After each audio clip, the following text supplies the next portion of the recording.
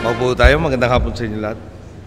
Vice President Jojo Marbinay, Executive Secretary Paquito Ochoa, members of the Cabinet, Chargé d'Affaires Bai Tan of the Chinese People's Republic of China, General Manager Sangel Rado, General Eduardo Oban, Chief of Staff, Police Director General Raul Bacalso, Service Commanders, Vice Admiral Ramon Liwag of the Philippine Coast Guard, Representative Amy Calixto Rubiano, Mayor Tony Calixto, fellow workers in government, honored guests, ladies and gentlemen.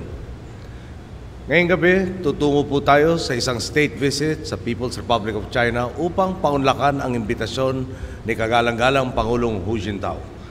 Ang China ay isa sa pinakamahalagang karatig bayan natin sa Asia. Mula pa man sa nakalipas na mga dantaon hanggang ngayon, tumatak at patuloy na umuukit ng marka sa kasaysayan ang malawak at katangi-tanging ugnayan ng mga Pilipino at Chino.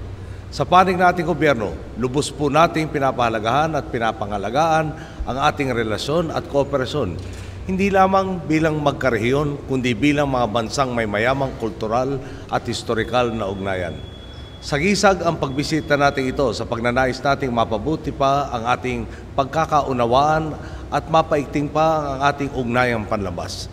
Sa pagpunta natin sa China, makikipagdialogo tayo kay Pangulong Hu Jintao at sa iba pa nilang matataas na pinuno. Pag-uusapan po natin ang mahakbangin upang lalo pang palakasin ang maigting na nating pagkakasunduan. Pagpupulungan din po namin ni Pangulong Hu Jintao ang pagresolba sa mga kontrobersya ukol sa West Philippine Sea. Sasaksikan din po namin ni Pangulong Hu Jintao ang paglagda sa ilang mga kasunduang magpapayabong at magpapaunlad pa sa ating mga kalakal, infrastruktura, media exchange, kultura, ekonomiya at sa iba pang larangang kapakipakinabang sa ating mga bansa. Bilang pangatlong pinakamalaking katuwang sa pakikipagkalakal ng Pilipinas, hindi po natin palalampasin ang pagkakataon na makipagpulong sa mga negosyante sa China upang hikayatin pa silang mamuhunan sa ating bansa. Bibigyan din natin sa kanila na bukas at maliwalas ng muli ang ating bayan sa patas na pagnenegosyo. Habang nasa China, hindi ko po sasayangin ang magandang pagkakataon na makapiling ang ating mga kababayan doon na nag-uumapaw ang sipag at dedikasyon sa paghahanap buhay para sa kanilang pamilya. Pasasalamatan po natin sila sa napakagandang bunga na kanilang pagsusumikap, hindi lamang sa kanilang pamilya, kundi maging sa pagpapaunlad ng ating ekonomiya dulot ng kanilang mga remittances. Hindi rin po natin makakaligtang pasalamatan sila sa pagpapakilala nila sa mundo ng husay at galing ng mga Pilipino. Tulad ng bukang bibig natin kung bumibisita tayo sa ibang bansa, ipapaabot natin sa China na iba na ang Pilipinas ngayon.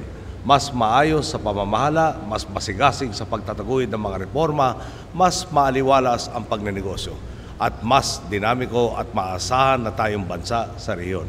Sa simulat sa pulpa lang, wala na pong ibang hinangad at tinupad ng ating administrasyon, kundi ang mabuting pamamahala. Bahagi po nito ang pagpapanumbalik sa pagtingala at pagrespeto ng ibang bansa sa Pilipinas upang saan man dako ng mundo tayo tumungo, taas noon nating may pagmamalaki na tayo ay Pilipino, handang makipagsabayan sa anumang larangan. Asahan po ninyong sa patuloy at puspusan natin pagtatrabaho para sa pag-asenso ng nakakaraming Pilipino, marami pa tayong maipapasalubong sa inyong good news. Bumabago na po ang Pilipinas. Buhay na ang kumpiyansa ng ating ekonomiya at mga mamamayan tungo sa tuloy-tuloy nating pag-asenso at pag-abot ng ating mga pangarap. Maraming salamat po. Magandang gabi po sa inyo lahat.